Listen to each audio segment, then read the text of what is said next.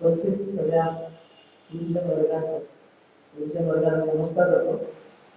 आणि आजचा जो विषय आहे कलावती आई आणि योगशास्त्र हा आपण अभ्यासाला आज घेतलेला आहे.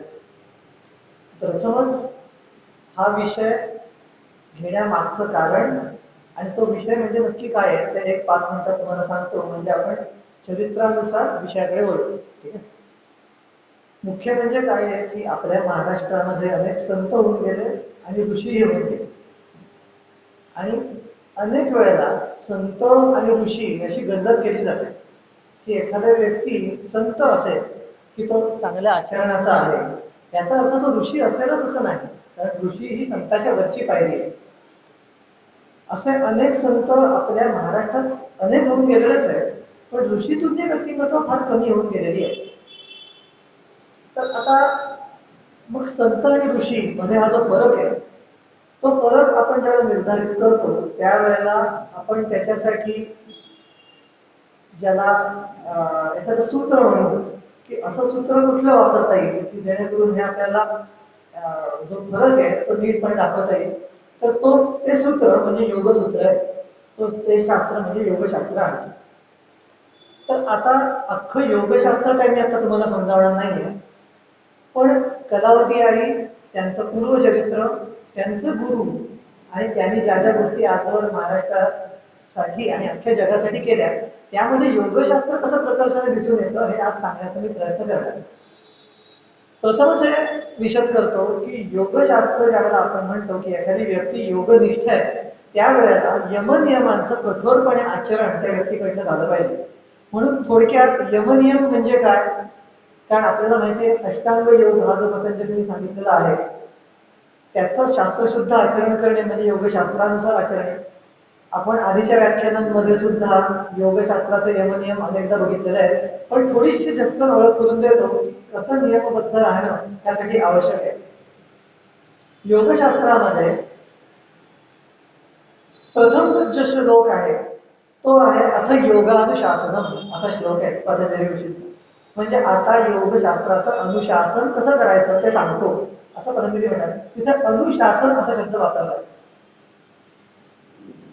शासन हा जो शब्द आहे तो शब्द जसं आपण आचरण जातो एखादी गोष्ट तोपर्यंत आपल्याला ती कळत नाही असा त्याच्या मागे आशय आहे त्या शासन या शब्दामध्ये. म्हणजे काय, उपनिषदामध्ये एक आपल्याला सूत्र आढळतं की नैतद चिर्ण व्रतोदिते असं एक उपनिषद म्हणतात. ब्रह्मोपनिषद आणि अनेक उपनिषदांमध्ये आपल्याला हे सूत्र आढळतं. याचा अर्थ असा की ज्याने ही व्रत आचरली नाही त्याला हे समजणार नाही. मग आता कुठली कुठली व्रत आहेत सांगितले. यमनियम कुठले आहेत तर अहिंसा, सत्य, अस्थेय, अपरिग्रह आणि ब्रह्मचर्य हे यम आहेत. आणि स्वाध्याय, संतोष, शुची, स्वाध्याय, संतोष, शुचित्व आणि ईश्वर प्रणिधान हे जे आहेत ते नियम आहेत.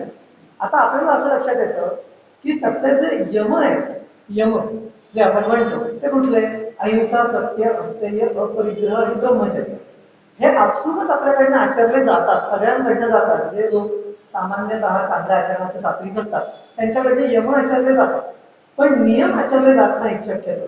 आणि इथेच हा मुख्य भेद आहे योगशास्त्राचा. जे अतिशय तीव्रतेने परिशीलन करतात त्या शास्त्राचं त्यांच्यामध्ये आणि आपल्या सर्वसामान्यांमध्ये असा भेद आहे की ते नियमांना धरून असतात. हे नियम कुठले आहेत तर मगाशी मी म्हटलं तसं स्वाध्याय, संतोष, तप, शुची आणि ईश्वर प्रणिधान हे 5 नियम. तर आता कलावती हा विषय घेतलाय त्याच्या मागे, हा विषय घेण्याच्या मागे 2-3 गोष्टी आहेत की कलावती आईंचं आपण जर का आयुष्य बघितलं लहानपणापासून ते अगदी शेवटपर्यंत तर ते एक साचेबद्ध आयुष्य आहे. त्यांच्या आयुष्यात अशी कुठलीही गोष्ट अशी तुम्हाला दिसणार नाही इतर संतांसारखी की उगाच काहीतरी वेडेवाकडे चाळे केलेत किंवा कुठेतरी उगाच दिसले आहेत असं कधीही नाही. एकमेव अशा एक त्या आहेत, एक रामदास स्वामी आहेत, एक संत ज्ञानेश्वर आहेत. हे 3 लोक अजूनही असतील पण प्रामुख्याने अशी नावं येतात की ज्यामध्ये उगाच काहीतरी शिथिल आचरण सोडलेलं आहे असं कुठेही दिसत नाही. आणि म्हणून ह्या लोकांची तुलना योगशास्त्राशीच करावी लागते आपल्याला, कारण हे शास्त्राच्या नजीक जाणार आहे. यामध्ये एक असा एक प्रवाह दिसून येतो की अनेक जण बाल, उन्मत्त आणि पिशाच्य अशा 3 वृत्ती संतांच्या सांगतात. आणि योगशास्त्र मात्र सांगतं की ह्या वृत्ती जरी असल्या त्या संतांना किंवा योग्यामध्ये, तरी तो व्यवहाराला धरून वागणं कधी सोडत नाही. त्यामुळे तुम्हाला असे संत जे दिसतात की उगाच दारूचा पिंपच रिचवून मोठा चमत्कार दाखवला, सिगरेटच ओढतायत, तर ते योगशास्त्राला अनुशीलन करणारे संत नाहीत हे लक्षात ठेवलं पाहिजे प्रथम. आणि मुद्दाम म्हणून कलावती आईचं मी या सगळ्या संतांपासून कलावती आईंना वेगळं काढतो. कारण कलावती आई संत नसून योगी आहे, हे प्रथम आपण लक्षात घेतलं पाहिजे. ते योगी म्हणावं असं त्यांचं चारित्र्य आपल्याला सततच दिसतं. आणि ते कसं लहानपणापासून दिसतं ते आता आपण थोडं थोडं बघू. आणि त्यानुसार योगशास्त्राचे काही श्लोक, प्रथम ठळक विधेय, ती सुद्धा अभ्यासाचा आपण प्रयत्न करू त्या निमित्ताने. प्रथम आपण बघितलं तर कल्याणपूरकर नावाचं घराणं, त्यांचं सीतामाई आणि बाबूराव हे त्यांचे आई वडील, हे प्रथमतः मुलार आई वडील हे त्यांचे होते ते फार सात्विक आणि सज्जन होते. आणि त्यांचे जे वडील होते ते अतिशय विद्वान आयुर्वेदाचार्य होते. त्यामुळे लहानपणापासूनच आयुर्वेदाची सगळी सूत्र यांच्या कानावर पडून पडून ह्या तयार झाल्या होत्या आयुर्वेदामध्ये. हे कसं असतं की आड्यात असलं म्हणजे पोहऱ्यात येतं, ह्या उक्तीप्रमाणे आई वडिलांमध्ये जसं सात्विक आचरणाचा प्रादुर्भाव होता, तसाच कलावती लहानपणापासूनच होता. हे आपल्याला लक्षात घेतलं पाहिजे. त्यांचं लहानपणचं नाव रुक्माबाई. तर या ज्या रुक्माबाई होत्या तर लहानपणापासून अतिशय सात्विक, अतिशय देवाची ओढ असणाऱ्या आणि अतिशय प्रेमळ अशाच होत्या. म्हणजे कधीही त्यांच्याकडनं वावगा शब्द गुरुजनांना जायचा नाही, आई वडिलांना कधी उलट उत्तर नाही. आणि गंमत अशी की लहानपणी त्यांच्याकडे एक बैरागी आला आणि त्याने भिक्षा मागताना ओम असं म्हटलं. तेव्हापासून कलावती आईंनी तो ओम तोंडात घोळवायला सुरुवात केली.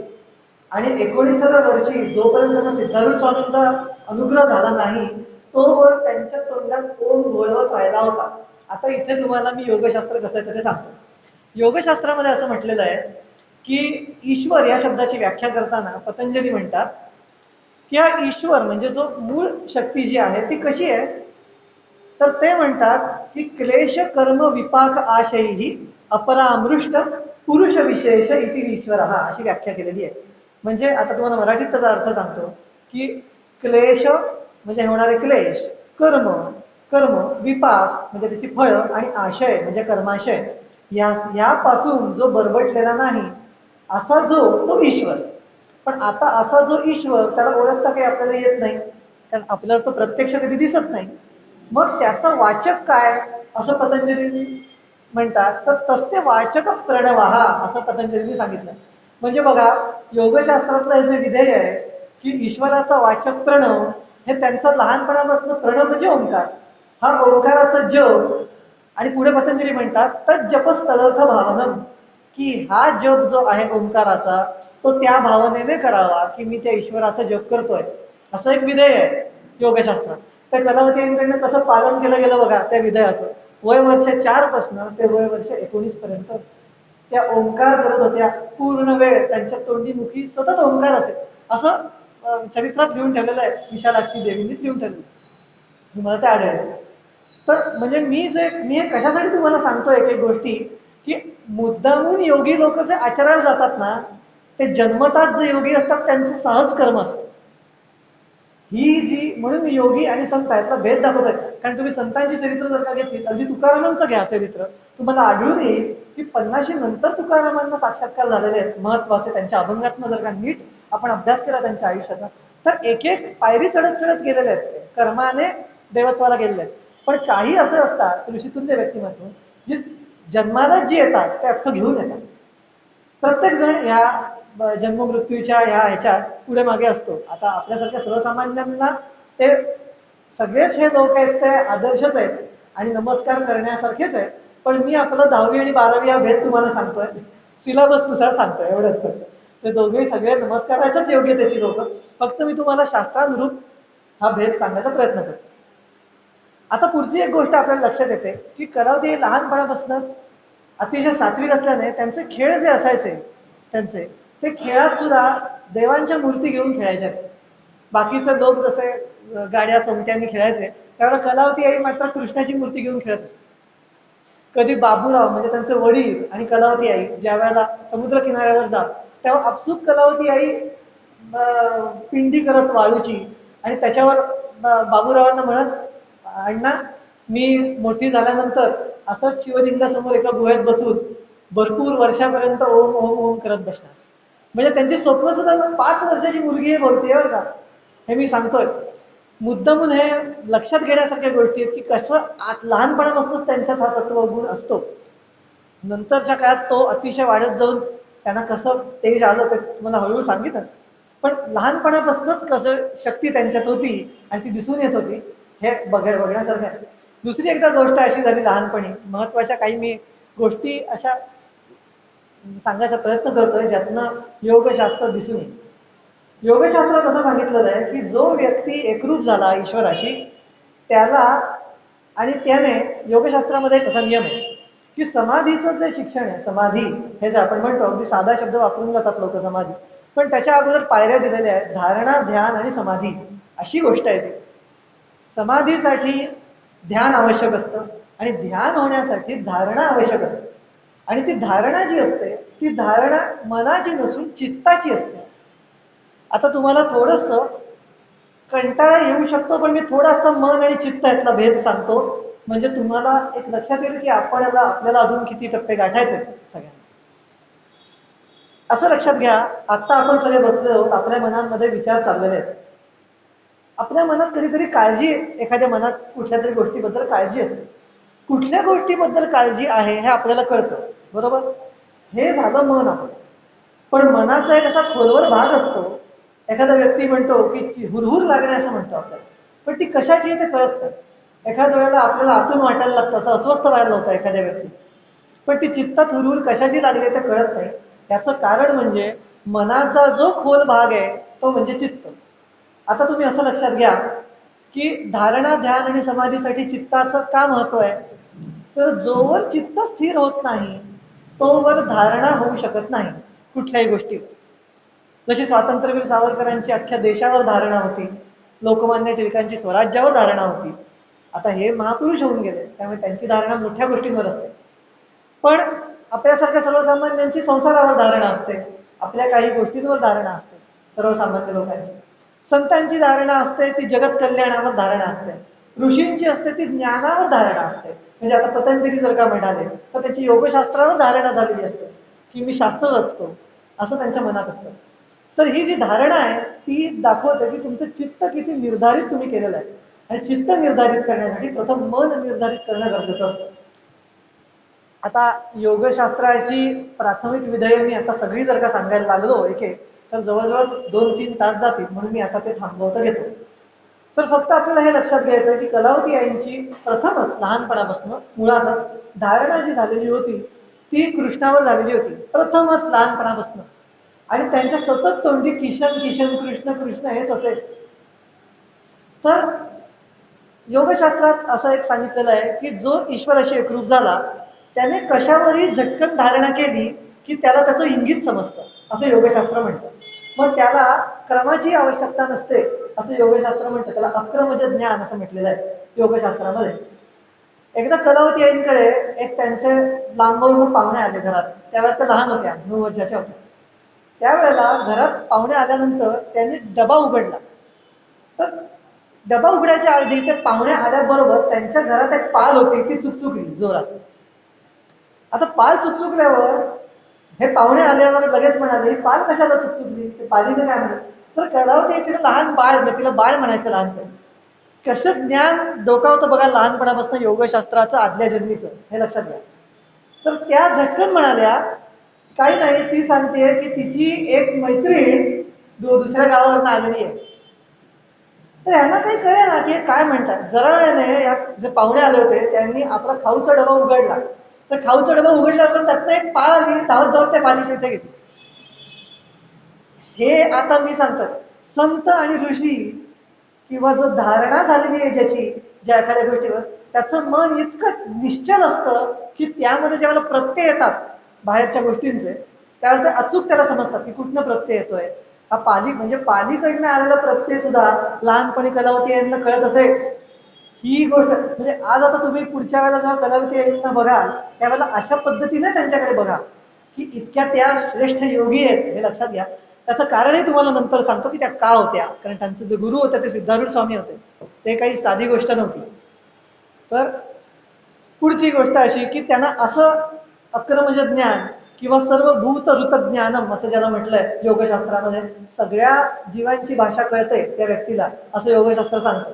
तर तसं त्यांना कळत असेल कलावती यांना, असं प्रत्यंतर त्या लहानपणापासून देत असत. पुढे एकदा झालं असं की ह्या लहानपणापासून इच्छा फार त्यांच्या नसायच्या कुठल्याही, पण कर्तव्यात कधी ते चुकत नसत. लहानपणापासून अगदी कर्तव्य तत्पर असत. म्हणजे ज्या वेळेला लहानपणी गोकर्ण क्षेत्री त्यांचा निवास व्हायची वेळ आली लहानपणाच्या वेळेला, त्यावेळेला गोकर्णाला वैशाख स्नानाचा एक कार्यक्रम असतो. वैशाख स्नानाचा, वैशाख स्नानाच्या कार्यक्रमात भर थंडीत जावं लागतं. तर त्या ठिकाणी चैत्र वैशाख हळूहळू थंडी वाढायला लागते, पावसाचं साधारण दिवस यायला लागतात, त्यामुळे गारवा असतो हवेत. तर पहाटे सुद्धा उठून कलावती 4-4 वाजता उठून लहान बाळ 8-9 वर्षाचं वैशाख स्नानाला जात असत. सगळ्या बायकांबरोबर यमुना अक्का म्हणून त्यांच्या तिथे कामाला तिथे त्या त्यांच्या ओळखीच्या होत्या, त्यांच्याबरोबर ह्या जात असत. आणि त्यांनी इतकं सांगून ठेवलं होतं, आता ही 8-9 वर्षाची मुलगी बोलते, आज मला सांगा कुठली मुलगी असं सांगेल 8-9 वर्षाची मी स्नानाला येते 8 वर्ष? ती काय म्हणेल मी खेळायला येते. स्नानाला वैशाख स्नानाच्या येईल असं म्हणेल का कुठली व्यक्ती? लहान मुलगी म्हणेल मला एक दाखवून द्या तुम्ही. माझं उघड उघड माझं चॅलेंज आहे सगळ्यांना. एक व्यक्ती मी आपल्याला वाटतं सोप्या गोष्टी आहेत, पण ह्या सोप्या नव्हेत. तर लहानपणापासून त्यांची अजून एक सवय की कोणी मोठ्यांनी काही सांगितलं की तो बोध लगेच ते उतरवून घेत स्वतःमध्ये. एकदा काय झालं, खेळताना त्यांची गणपतीची मूर्ती हातातनं तुटली, पडली आणि तुटली. त्यावेळेला त्यांना भयंकर विंचू चावल्याप्रमाणे वेदना झाल्या असं त्या विशालाक्षी ताईंनी सांगितलंय चरित्रामध्ये. अशा ह्या झाल्या, कलावती त्रास झाला त्यांना. तर तेवढ्यात बाबूराव तिकडनं आले त्यांचे वडील आणि म्हणाले काय गं बाळ काय झालं? तर त्या म्हणाल्या की माझ्या हातनं अशी मूर्ती तुटली, आता देवाला फार दुखलं असेल, त्रास झाला असेल. तर त्यांनी इतकं सहज त्यांना समजावलं त्या बाबूरावांनी. ते म्हणाले मूर्ती तुटल्याने देवाला जो त्रास होतो तो क्षणिक, तो काही जास्त व्हायचा नाही, तू त्याची क्षमा मागितलीच म्हणजे तो जातो. खरा त्रास बाळ केव्हा होतो सांगू का देवाला? ज्या वेळेला आपलं आपलं विस्मरण होतं देवाचं, तेव्हा त्याला त्रास होतो.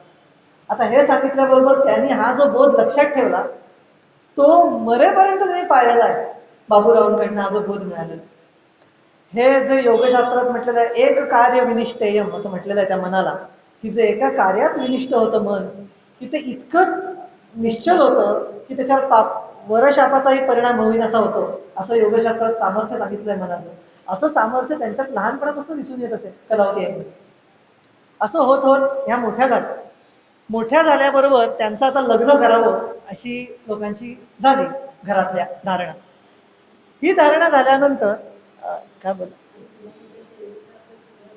हा हळूहळू सांगत जाऊन मी योगशास्त्राशी ते जोडायचा प्रयत्न करतोय. मूळ की हे झालं की त्यांचं लग्न करावं असं झालं. त्यांचा संसार जो झाला तो मात्र वर्षभर, दीड 2 वर्ष जेमतेम टिकला. 2 का 3 वर्ष, मला वाटतं 23 ते 27, 4 वर्ष जेमतेम त्यांचा संसार झाला. त्यांना ते संसार सुख जास्त लाभलं नाही, कारण त्यांच्या मिस्टरांचं, त्यांचे जे यजमान होते त्यांचं अकाली निधन झालं. ते मोठे ऑफिसर होते. आता ती घटना मी पूर्वी सांगत नाही. त्यानंतर जे घडलं ते फार महत्वाचं आहे. त्यावेळेला त्यांना 2 बाळं होती कलावती यांनी. आता जरा महत्वाच्या मुद्द्याकडे मी येतो आणि त्यांच्यावर जो आरोप होतो त्याचं थोडंसं खंडन करतो. काही लोकांचं असं मत आहे की कलावती आईंना 2 मुलं जर का होती तर त्यांनी संसारात पूर्ण लक्ष द्यायला हवं होतं, त्यांना टाकायला नको होतं. कारण त्यांनी काय केलं, त्या मुलांना 2 वर्षाचं मूल असताना मन घट्ट केलं, मनावर दगड ठेवला आणि त्या गेल्या सिद्धारूढ स्वामींकडे, हुबळी या इकडे सिद्धारूढ स्वामींच्या आश्रमात, संसार त्याग करून संसाराचा. आता काही लोक असा आक्षेप घेतील की जर संसारात पडायचंच नव्हतं तर मग तो केलाच कशाला, हा एक त्यांच्यावर आळ येतो. पण तो त्यांनी आयुष्यभराने कसा खडून काढला तेही मी आज सांगणार आहे. की फक्त त्यांनी हे केलं नाही, त्यांनी सगळ्यांना संसार उत्तमच करायला सांगितला. पण कधी कधी आदेश हा असा एक प्रकार असतो योगशास्त्रामध्ये की तो टाळता येत नाही. उदाहरण तुम्हाला देतो. ज्या वेळेला त्यांचे मिस्टर गेले, त्यांचे यजमान गेले, त्यावेळेला ते आत्महत्या करायला निघाले की आता मला जर का काही नाही अशा व्यक्तीकडे संसार विचित्र नजरेने बघतो, तर ह्या नाही माझा कृष्ण माझ्यापासून दुरावेल, माझं देव माझ्यापासून दुरावेल, तर आता मी देवाकडेच जाते, या भावनेने त्या ज्यावेळेला आत्महत्या करायला गेल्या त्यावेळेला तिथे एक साधू प्रगट झाला, अशी गोष्ट आहे. त्या साधूने त्यावेळेला त्यांना सांगितलं की तुझा जन्म आत्महत्या करण्यासाठी नव्हे, तर जे आत्महत्या करणार आहे त्यांना थांबवण्यासाठी तुझा जन्म झालेला आहे. तर आता तू लवकरात लवकर सिद्धारूढ महाराजांकडे हुबळी इथे जा, तिथे गेल्यानंतर तुला पुढचं कळेल. हा आदेश ज्या आणि असं सांगून तो साधू तिथेच गुप्त झाला. आपल्याला ह्या घटना थोड्याशा वाटतात की हे कसं काय असेल, किंवा जरी असं कोणी सांगितलं तरी असं टाकून जाणं कितपत बरोबर.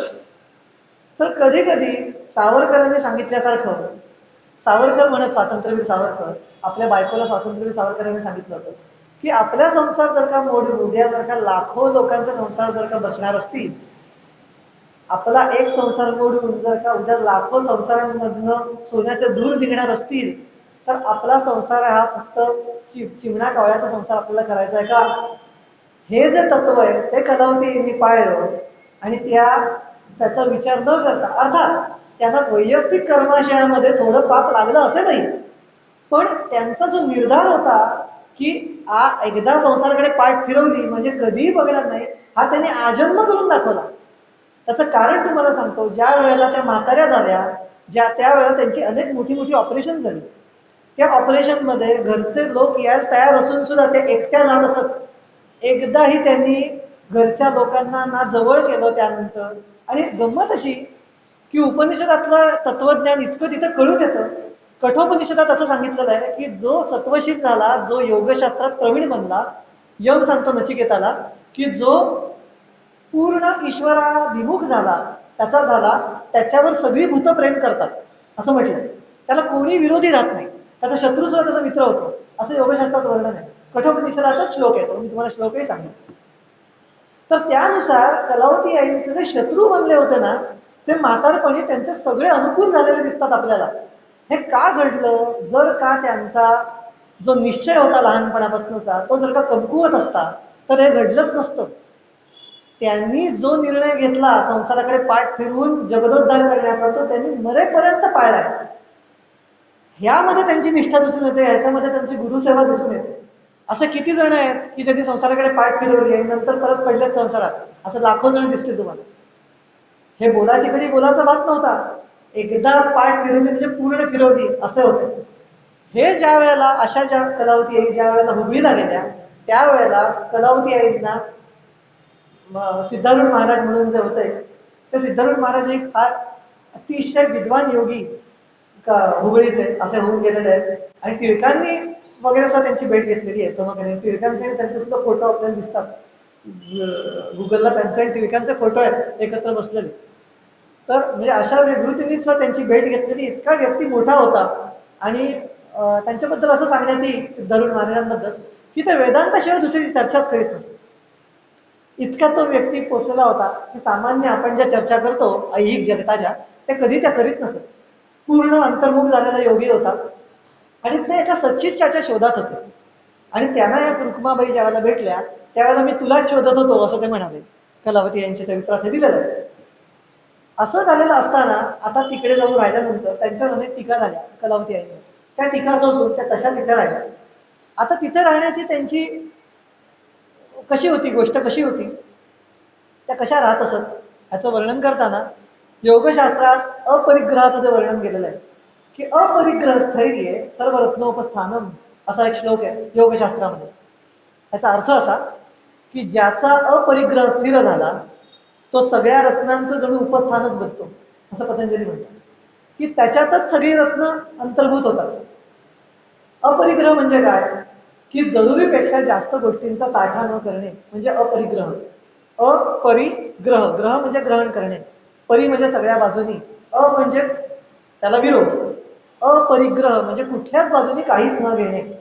आता संसारात पडलेल्या व्यक्तीला थोडासा परिग्रह गरजेचा असतो. पण ज्याने संसार त्यागलाय, आता कलावती संसार त्यागून सिद्धारूढांकडे गेल्या होत्या, मग जसा संन्यासी राहतो तसं आपलं आचरण असलं पाहिजे असा त्यांचा कटाक्ष असेल. आणि म्हणून कलावती ज्या वेळेला सिद्धारूढ स्वामींच्या तिथे गेल्या राहायला, त्यावेळेला त्या एकच पातळ म्हणजे साडी त्यांच्याकडे होती आणि ती साडी अर्धी त्या नेसत असत आणि अर्धी साडी धुवून दिवसभर वाळवत असत. दुसऱ्या दिवशी परत तो वाळलेला भाग नेसत असत आणि अर्धी साडी परत खाली असे. अशा ह्याच्यात त्यांनी अनेक 6-8 महिने काढले आणि ज्या वेळेला त्या राणीला लक्षात आलं त्यावेळेला तिने नवीन पातळ देववलं महाराजांकडूनच. त्यावेळेला ती इतका त्या अभिलाष शून्य झाल्या होत्या कलावती आई. आणि हा योगाचा फार मोठा गुण असतो की योगी व्यक्ती जी असते ती अभिलाष शून्य असते. तिला खरोखर ऐक जगताकडनं काही नको असतं. तिला आपण कमीच करतो देवाचं असंच वाटत असतं सतत. असा योगी लोकांमध्ये आणि सर्वसामान्यांमधला हा प्रामुख्याने भेद आहे. तर सिद्धारूढ महाराज जे होते तर सिद्धारूढ महाराजांना कळत होतं की कलावती हळूहळू तयार होत आहे आणि गुरुकृपा तेव्हाच होते ज्या वेळेला पूर्ण बोध झालेला आहे. अशा ज्या वेळेला त्यांनी त्याला त्या कलावती आईंना भजन सेवा दिली होती सिद्धारूढ महाराजांनी. ही भजन सेवा दिल्यानंतर एक दिवस भजन करताना ते इतक्या कासावीस झाल्या.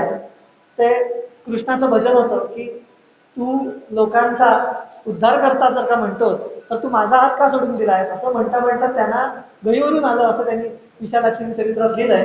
आणि त्यांचं जे अश्रुपात इतका सुरू झाला की तो थांबेना.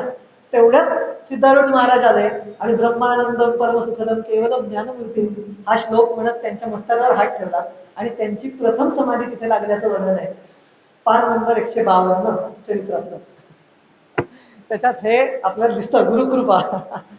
तर इथे आपल्याला ती दिसते. तर तुम्ही तिथे जर का बघितलं तर तिथे प्रथम त्यांना समाधी लागल्याचं वर्णन आहे. तिथे त्या सिद्धारूढ महाराजांनी त्यांच्यावर प्रथम गुरुकृपा केली आणि त्याला गुरुखूण सांगितली. तर गुरुखूण ही अशी असते ह्याचं उत्तर कलावती यांच्या चरित्रामध्ये शेवटी शेवटी दिलेलं आहे. तिथे असं म्हटलेलं आहे की कलावती यांना एकाने प्रश्न केला होता बहुतेक यमुनाकांनीच केला असावा की गुरुखूण म्हणजे काय. तर त्यावेळेला त्या म्हणाल्या होत्या की ज्या वेळेला समाधीच्या अगोदर डोळे मिटताना गुरु आपल्याला एका ठिकाणी डोळे मिटून बघत बसायला सांगतात आणि तिथे बघत बसलं म्हणजे बरं वाटत राहतं. त्याला गुरुखूण म्हणतात असं त्यांनी उत्तर दिलेलं आहे चरित्रामध्ये. तर अशा पद्धतीने त्यांना गुरुखूण दाखवून आत्ता माझं काम झालं म्हणून ते तिथनं निघून गेले. हे झाल्यानंतर ती समाधी ज्या वेळेला समाधी अवस्थेतनं त्या बाहेर आल्या 8 तास जवळजवळ त्या स्थितीत त्या होत्या. त्यानंतर ज्यावेळेला बाहेर आल्या त्यावेळेला आता पूर्वीच्या सगळ्या खुणा पुसून गेलेल्या आहेत आणि माझा आता पुनर्जन्म झालेला आहे असं कलावती यांनी सांगितलं. हे झाल्यानंतर फार महत्वाची गोष्ट सिद्धारूढ महाराजांनी त्याला सांगितली आणि हे योगशास्त्रातलं फार अतिशय महत्वपूर्ण विधेय मी तुम्हाला सांगतो. ते विधेय असं की त्यावेळेला ते त्यांना म्हणाले की जरी ब्रह्मानंद वृत्तीचा अनुभव एकदा आला तरी तो अनुभव अतिशय पूर्णपणे आपल्यामध्ये मुरणं गरजेचं असतं. याकरिता तू आता 6 महिने एकांतात जाऊन राहा असं कलावती यांना सिद्धारूढ महाराजांनी सांगितलं. हे ज्यावेळेला त्यांचं एकांतात राहणं होतं त्यावेळेला त्यांची चर्या कशी होती कलावती यांची. तर त्यांनी लिहून ठेवलेलं आहे किती अपरिग्रह म्हणजे किती. उशाला एक वीट 5 बाय 7 ची खोली पूर्ण पत्रा लावलेला त्यातनं कवडचे उन्हाचे थोडेसे येत असत इतकाच फक्त काय तो उजेड बाहेरचं काही दिसत नाही. गोणता फक्त पांघराला एक गोणता एक समोर मातीचा गडू ज्यामध्ये भात शिजवता येईल एवढाच आणि एक तांब्या एवढाच फक्त त्यांचा परिग्रह होता आणि उशाला वीट. असं त्या 6 महिने होत्या. आणि त्यांचा दिनक्रम कसा होता सकाळी उठायच्या 3 वाजता उठत असत 10 ते 2 झोप घेत असत 2 वाजता उठून आणि आवरून 3 ते 6 ध्यान आणि जपात असत पूर्णपणे. मग 6 ला उठून आपली नैमित्तिक कामं करायची ती कधी चुकवायची नाही. म्हणजे एवढं एखादं म्हणेल की मी एवढं सकाळी करतो उठून आता मी बाकीची कामं करत नाही तर तसं नाही तर त्यात बाकीच्याही कामं करायच्या सगळ्या. हे संसार तिथली सगळी आश्रमाची तिथली कामं करणं अगदी विटांपासून सगळी कामं करत विटा उचलणं मजुराला विटा देत इतकी कामं त्यांनी सांगितली होती सिद्धारूढ महाराजांनी त्यांना ती सगळी करत एक स्त्री असून. हे असं एकदा करताना मला तो एक प्रसंग त्यांच्या चरित्रातला आठवतो. तो फार सुंदर प्रसंग आहे तुम्हाला सांगतो. तो प्रसंग असा की एकदा तिथे बाकीचेही जे सेवा करणारे ज्या होत्या सिद्धारूढ महाराजांच्या त्या एकदा सिद्धारूढ महाराजांनी येऊन म्हणाल्या, तुम्ही रुक्माबाईंना, हे कलावती आहे देवींना, तुम्ही दुपारी 11 ते 2चं काम दिलं भर उन्हात, आणि त्यात भर उन्हात असताना सुद्धा त्यांच्या चेहऱ्यावरची प्रसन्नता कधी जागताना दिसली नाही आम्हाला. आम्ही ज्यावेळेला तुमच्याकडनं सेवा घेतो त्यावेळेला आम्हाला दर 2 तासांनी चहा हवेत, फुटाणे हवेत, असं काहीतरी हवं वाटतं. पण रुक्माबाईंना कधीच तसं काही दिसत नाही, त्यांना कधी काही हवं वाटत नाही, त्यांच्या चेहऱ्यावरचं हास्य कधी जात नाही आणि प्रत्येक चेहऱ्यावरचं तेजही कधी लाल होत नाही. तर हे कसं काय? तर सिद्धारूढ महाराज असते शेवटी पोचलेला व्यक्ती असतो, तो किती साधी उत्तर देतो याचं तुम्हाला गंमत सांगतो. तर सिद्धारूढ महाराजांनी उत्तर काय दिलं असेल? खाणे, पिणे, ऐकणे, बोलणे, या सगळ्या गोष्टी तिच्या आदल्या जन्मीच करून झालेल्या आहेत. त्यामुळे आता त्याची आसक्ती त्यांना उरलेली नाही. आता बोला, किती साध्या गोष्टी वाक्यातनं त्यांनी योगशास्त्राचं मर्म सांगितलं बघा सिद्धारूढ महाराजांनी. इथे आपल्याला दिसतं की योगशास्त्रातली, मी आता ही सांगतो, मी पोपटपंची संस्कृत श्लोक सांगतोय आणि त्यांनी सांगितलं हे मुरलेलं सांगा. त्यामध्ये फरक बघा कसा असतो. जो पोचलेला व्यक्ती असतो ना, तो कधी संस्कृत आणि पांडित्य दाखवत नाही. तो तुम्हाला 2 वाक्य साधी सांगतो आणि तो तुम्हाला अंतःकरणाला जाऊन भिडतात तुमच्या. ही अतिशय पोचलेला व्यक्ती आणि अभ्यासक म्हणा आणि आमच्यासारखे पोपटपंची करणाऱ्यांमध्ये हा महत्वाचा फरक आहे. अतिशय हा तुम्ही जाणूनच घ्या. तर कसं सिद्धारूढ महाराज, आणि परत सिद्धारूढ महाराजांना एकदा एकाने विचारलं की कलावती आईंना कुठला बागेचा ताप जाणवत नाही बाहेरचा, त्यांच्याशी कोणी कसं जरी वागलं तरी त्यांना प्रेमानेच उत्तर देतात, हे कसं काय, हे कसं काय साधलं? तर परत एक सिद्धारूढ महाराजांनी एक योगशास्त्रातलं विधेय त्याच्या समोर केलं. ते असं, ते अगदी साध्या बाबतीत मला कमालच वाटते. ते म्हणाले की ज्याचं अंतःकरण शीतल आहे त्याला बाहेरच्या भवतापाचा त्रास होत नाही, त्याला बाहेरही शीतलताच जाणवत. ज्याचं अंतःकरण तापलेलं आहे त्याला बाहेरचा ताप जाणवतो. आणि हे खरोखर खरी गोष्ट आहे. तुम्हाला उदाहरण तुम्हाला एक देतो सोपं, मी तुम्हाला लक्षात येईल. एखाद्या व्यक्तीचा सत्कार होतोय समजा, एखाद्या व्यक्तीचा हजारो सहस्त्र लोकांसमोर सत्कार समारंभ चालू आहे. सत्कार समारंभाच्या वेळी समजा त्याला कोणीतरी काहीतरी, एखाद्या मुलाने त्रास दिला जेवण काहीतरी, तर तो सत्कार समारंभात त्याला काय करतो, अरे ठीक आहे जाऊ दे, काही झालं नाही मला, का तर तो मनाने आतून प्रसन्न आहे. म्हणून त्याला बाहेरचा मुलांना दिलेला त्रासाचा जात झाला नाही बघा. तर त्या मुलाला अरे ठीक आहे त्याला काही करू नका, जरी त्याने भांडं पाडलं असेल तर राहू दे, अशा वेळी तो समजून घेतो. पण हेच जर का घरी काहीतरी भांडण झालेलं असेल, ताप झाला आणि चुकून एखादं लहान मुलं आलं तेवढ्यात आणि बाबा असं काहीतरी करायला झालं तर संतापून काहीतरी बोलेल, आहे की नाही? म्हणजे हे जे मन आतून चित्त प्रसन्न भुवन प्रसन्नम, हे जे आपल्या संस्कृतमध्ये म्हटलेली युक्ती आहे, ती कशी सार्थ आपल्याला दिसून येते आणि कसं योगशास्त्र ठिबकतं अशा लोकांमधनं, हे बघा, ही बघण्यासारखी गोष्ट. आता ह्या घटना अशा झाल्या, सिद्धारूढ महाराजांना असं लक्षात आलं की ही व्यक्ती आपला उत्तराधिकारी बनू शकते. सिद्धारूढ महाराज असे होते की सिद्धारूढ महाराजांचं कार्य फार मोठं होतं आणि वेगवेगळ्या कार्यांमध्ये त्यांचा सहभाग होता. उदाहरणार्थ कीर्तन परंपरा एक होती, उदाहरणार्थ वैदिक कार्य एक होतं, उदाहरणार्थ योगशास्त्राचं, उदाहरण मांत्रिकांचं कार्य वेगळं होतं. प्रत्येक ठिकाणी सिद्धारूढ महाराजांचे वेगवेगळे शिष्य आहेत. उदाहरणार्थ पुण्यामध्ये तामणकर नावाचे एक मांत्रिक आहेत. जर का तुम्ही आता ते गेले पण ते आपली अष्टभुजा देवी नव्हे, आपली तांबडी जोगेश्वरी जी देवी आहे त्याच्या मागच्या गल्लीत तामणकर म्हणून राहतात. ते सिद्धारूढ महाराजांचे शिष्य आहेत, पण ते मांत्रिक आहेत. त्यांनी मांत्रिकांची कला पुढे नेली. तसं कलावती यांना कुठली द्यायचं कार्य, तर जगदुद्धाराचं कार्य म्हणजे कीर्तन सेवा द्यायची. आणि त्यांचं असं वाक्य आहे चरित्रामध्ये की दासपणाचे सुख सोहळे हे तू भोगीत राहा, असं त्यांनी त्यांना आज्ञा केली. आणि पुढे 12 वर्ष तू कीर्तन सेवा कर असं कलावती आईंना सांगितलं. या 12 वर्षामध्ये कलावती आईंना कीर्तन सेवा करताना अनेक ठिकाणी चांगले वाईट भयंकर अनुभव आले. पण त्या सगळ्यामध्ये सिद्धारूढ महाराजांनी त्यांना सांगितलं होतं की मी सदैव तुझ्यापाशीच आहे असं लक्षात ठेव. आता त्याची काही 1-2 तुम्हाला उदाहरण देतो की सद्गुरू कसं मार्गदर्शन करतात आणि आपल्याला सतत कार्य आपल्या सोबत असतात. एकदा कलावती जात असताना, आगगाडीने प्रवास करताना एक मधला जो भाग होता तो डाकू आणि लुटारूंनी भरलेला होता. तिथे जाताना पूर्वीच्या आगगाड्या होत्या त्यामध्ये गज बसत, खिडक्या उघड्या असत. तर मध्ये एक वेळ थांबलेला असताना अचानक एक लुटारू आत आला आणि कलावती आईंकडे पिस्तूल रोखलं त्यांनी. तर त्यावेळेला कलावती त्या निर्भय होत्या, कारण जे आत्मसाक्षात्कार झालेला योगी जो असतो तो भीत नाही कधी. उदाहरणार्थ टेंबे स्वामींना सुद्धा जंगलात जाताना टेंबे स्वामींना वाघ आला होता समोर आणि वाघाने उडी मारली होती त्यांच्यावर. पण त्यावेळेला त्याने दत्तप्रभू तुम्ही ह्या रूपात घेऊन माझा जीव घेणार आहात का, तर घ्या असं म्हणून त्याला. तर त्यावेळेला त्या वाघाने फक्त त्यांच्याकडे बघितलं आणि गेला. तसंच तो लुटारू आत्ता समोर आलेला असताना कलावती निश्चित उभ्या होत्या. तेवढ्यात तिकडनं गार्ड आला, पोलीस आला. पोलिसांनी त्यांना विचारलं की काय झालं. तर कलावती म्हणाल्या की हे माझे बंधू आहेत आणि तुम्ही माझे बंधू आहात. तर एक बंधू दुसऱ्या बंधूची, तुम्ही दोघं बंधू माझी विचारपूस करायला आलात असं. तर त्यावेळेला त्यांनी खुणेनेच त्या पोलिसाला हा माझं कोणी नाही असं सांगितलं. म्हणजे हे करताना व्यवहारात सुद्धा किती दक्ष होत्या बघा. म्हणजे असं करताना सर भोळेपणा नव्हता त्यांच्याकडे. अतिशय हुशारही होत्या, तल्लख बुद्धीच्या होत्या, होला हो करणाऱ्या नव्हत्या.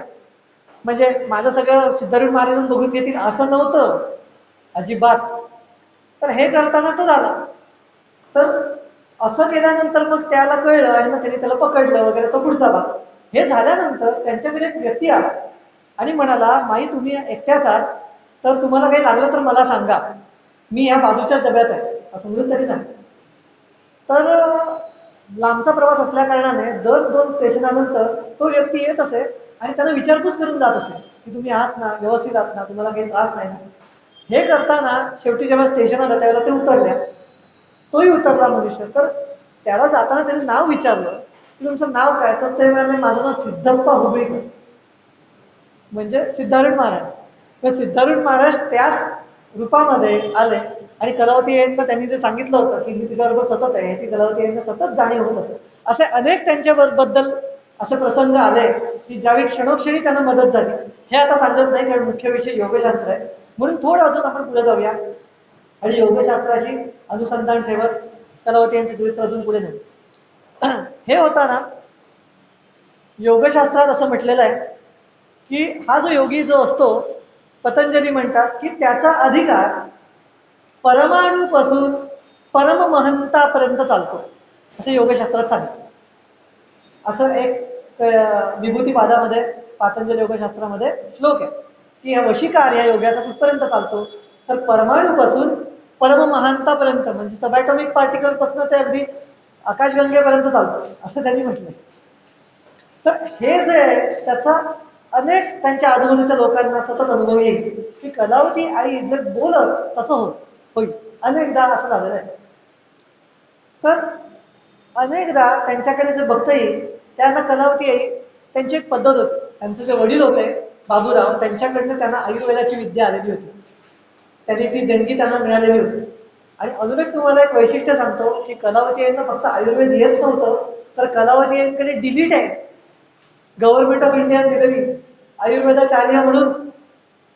त्याचं कारण असं की कलावती आईंनी बोहर लोक जी होती अंगोळच्या इथे त्यांचा आश्रम होता, त्या बोहर लोक जी असतात त्यांचा इतका उद्धार केलेला आहे, त्यांच्यातल्या इतक्या लोकांना बरं केलेलं आहे अनेक मोठ्या मोठ्या व्याधींना.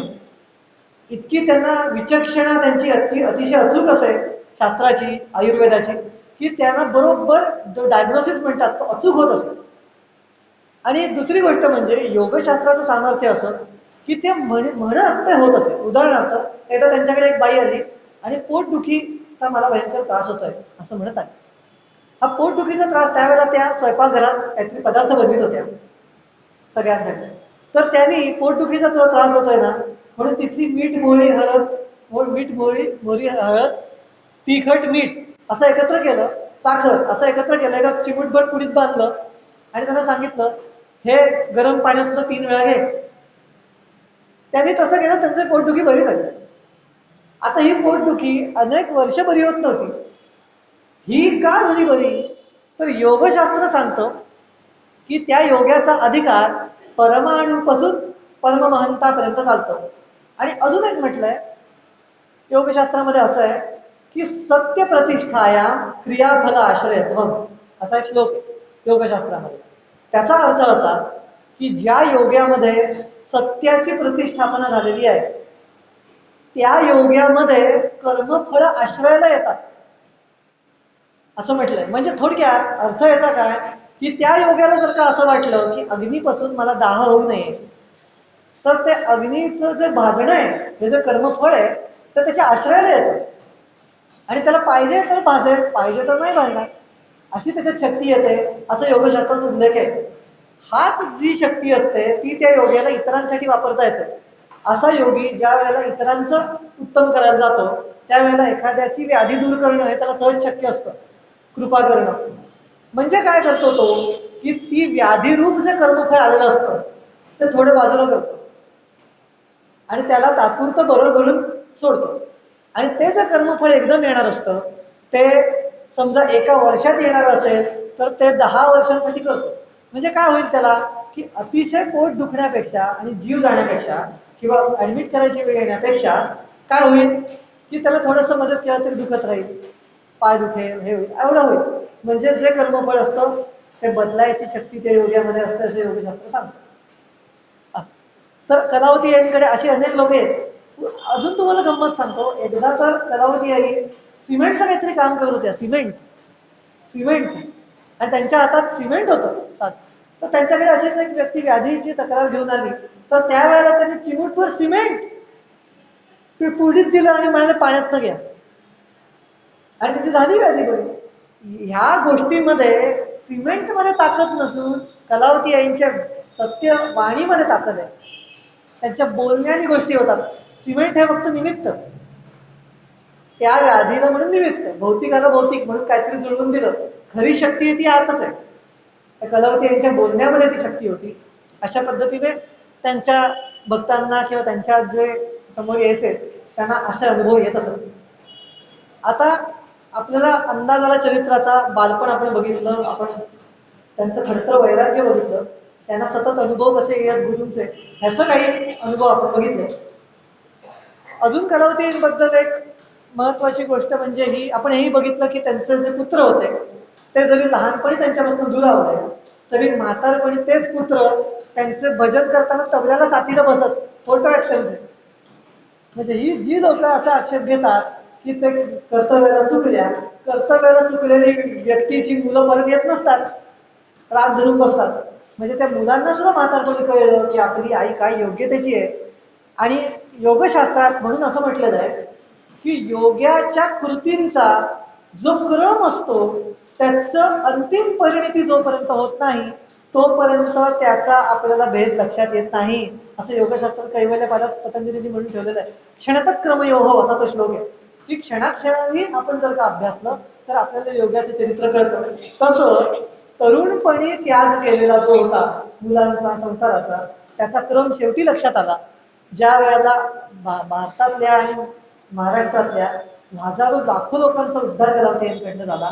आणि मला नेहमी असं वाटतं की कुठलीही व्यक्ती गेल्यानंतर त्याचं तेज जे उरतं ना, त्याच्यात त्याचं यशस्वीता अवलंबलेली बेतलेली आहे. आज कलावती जाऊन किती वर्ष झाली, पण आज तुम्ही महाराष्ट्रातल्या काय, तुम्ही देशातल्या कुठल्याही हरिमंदिरात जा, एकाही हरिमंदिरामध्ये तुम्हाला बेशिस्ती दिसून येणार नाही, एकाही नाही. स्त्री वेगळी, पुरुष वेगळा, ओम नमः शिवायचा जप करणार. अजिबात कोणीतरी हा काहीतरी करत बसल्या, अजिबात असं दिसणार नाही. क्रम 9 ते 6 तो तसाच दिसणार तुम्हाला. त्यांनी सांगितलेलं सप्ताह तसेच होणार. गजानन महाराजांच्या संस्थानाशी तुलना करावी असं संस्थान जर का कुठलं असेल तर कलावती आईचंच आहे. मी म्हणेन गजानन महाराजांपेक्षा जास्त पटीने आहे थोडंसं. मी म्हणेन त्याचं कारण गजानन महाराजांचं एकच संस्थान आहे. इथं महाराष्ट्रभर सगळीकडे अगदी पूर्ण समान शिस्त आहे कलावती यायची. तुम्ही इथल्या हरिमंदिरात जा, त्या हरिमंदिरामध्ये तीच शिस्त दिसून येईल जी बेळगावमध्ये तुम्हाला दिसेल. आज बेळगावमध्ये पण लोक आलेली आहेत आणि मला इतकं बरं वाटतंय की कलावती यांचाच आशीर्वाद त्या व्याख्यानाला तुमच्यामुळे लाभलेला आहे असं मी म्हणेन. की मला फार आनंद झाला तुम्ही आलात इतक्या दूर. तर मला हे वाटतं की त्या गेल्यानंतर सुद्धा आज त्यांच्या प्रत्येक हरिमंदिरामध्ये जे सप्ताह जातात त्यात समान शिस्त दिसून येते आणि तशीच फळं लोकांना मिळतात त्या शिस्तीची. मी लहानपणी स्वतः बालोपासना वाचित असेल, पण मला लहानपणी त्यातला काही अर्थ कळत नसेल. म्हणजे फक्त वाचायची म्हणून आईने सांगितलं म्हणून मी ते वाचत असे. मोठा झालो जसं तसं त्यातली गोडी कळायला लागली. आणि त्यात त्यांनी असं लिहून ठेवलंय कलावती आईंनी की लहान मुलाला खाऊ कसा केव्हा खाऊ आणि नको असं होतं, तशी तुम्हाला ती बालोपासना केव्हा वाचवणी केव्हा नको असं होईल जेव्हा, तेव्हा आता हे काय आहे सांगा मला तुम्ही. योगशास्त्रामध्ये सांगितलेलं आहे देशबंध चित्तस्य धारणा असं म्हटलेलं आहे. म्हणजे काय, आता मी योगशास्त्रातली विधेय मुद्दाम का सांगतोय की तुम्हाला कळावं की कलावती भिन्न नाही ती योगशास्त्रावर. त्यांनी फक्त सोप्या भाषेत आपल्याला ती सर्वसामान्यांना आपल्यासारखं कळणार नाही म्हणून त्यांनी ती विधेय सांगण्यासाठी मराठीत सांगितलं. त्यांनी हे जे वाक्य त्यांनी वापरलं की कधी मी लाडू खाऊ आणि नको असं लहान मुलाला होतं, तसं तुम्हाला ती बालपासना केव्हा वाचवणी नको असं झालं पाहिजे. ह्याच्यातच देशबंध चित्तस्य धारणा अंकित होत नाहीये काय. देशबंध चित्तस्य धारणा म्हणजे काय की एकाच ठिकाणी चित्त खिळून असणे म्हणजे धारणा. ती धारणा जोपर्यंत होत नाही तोपर्यंत ध्यान व्हायचं नाही, आणि जोपर्यंत ध्यान होत नाही तोपर्यंत समाधी कशी लागायची. या समाधीसाठी समाधान आवश्यक असतं, आणि हे समाधान त्याच व्यक्तीला मिळतं जी आहे त्या स्थितीत समाधानी राहायचा यत्न करत असते सतत. आणि कलावती यांच्या चरित्रातनं आपल्या प्रामुख्याने एक गोष्ट जर का दिसून येत असेल तर त्या आयुष्यात कधी त्यांचं समाधान भंग पावलं नाही, एकदाही पावलं नाही. अनेक त्यांच्या आयुष्यात चढ उतार आले, अनेक ऑपरेशन झाले, एक एक राहायला लागलं. संसाराचा त्याग केल्यामुळे अनेक लोकांची वाईट नजरापासून ते वाईट बोलण्यापर्यंत सगळं कानावर आलं, पण त्यांनी कधीही समाधान भंग पावलं नाही. देवाला दुष्ट कधी नाही. संतांनी अनेक संतांनी देवाला शिव्या घातलेल्या आहेत, अभंगातनं शिव्या घातलेल्या आहेत. मी तुम्हाला अभंगांसहित दाखवीन. तुकारामांनी शिव्या घातलेल्या आहेत देवाला, विठ्ठलाला शिव्या घातलेल्या आहेत. तर कलावती यांनी एकदाही घातल्या नाही. एकाही अभंगामध्ये त्यांनी अशी तक्रारीचा तो सुद्धा त्यांच्या आयुष्यात कधीही नाही. आणि म्हणून ते संत नसून मी परत परत सांगतो कलावती हे योगी आहे, हे लक्षात आपण घेतलं पाहिजे. त्यामुळे व्याख्यानाचा विषय माझं मत आहे की यांनी टाकताना सुद्धा योगी कलावती आई असाच टाका. आज आपल्याला लक्षात येणं गरजेचं आहे की त्या कशा पद्धतीने चरित्र जगलेले आहेत, म्हणजे काहीतरी अंशतः आपल्याला त्याच्यात येईल आपल्या. तर काय तुम्हाला ऐकून येतं काय म्हणता.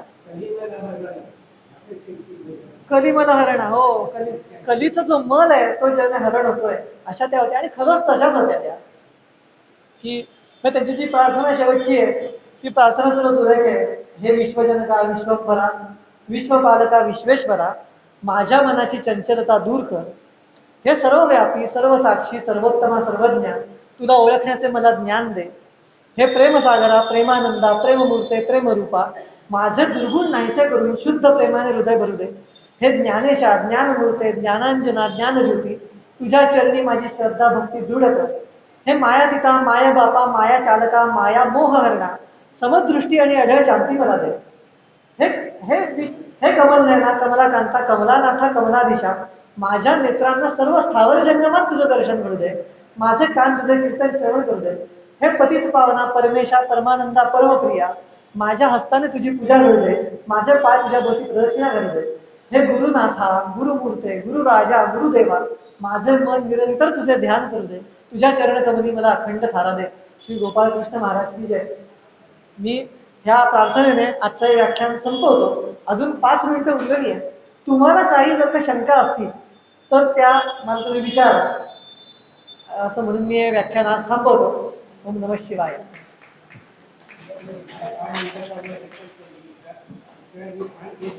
हो, शिवाचं कोणी काढली नाही तर यांनी झटकन काढून रांगोळी काढली काढली रांगोळी काढली तसाच दिला. हो हो, रांगोळी काढली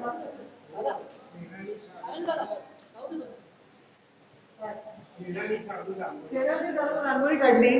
आणि नंतर ते बोलले की तर हात वर करा, तर सगळ्यांनी वर केला. ज्यांनी ती घाण काढली त्यालाच देणार म्हटलं, सगळ्यांचा हात खाली.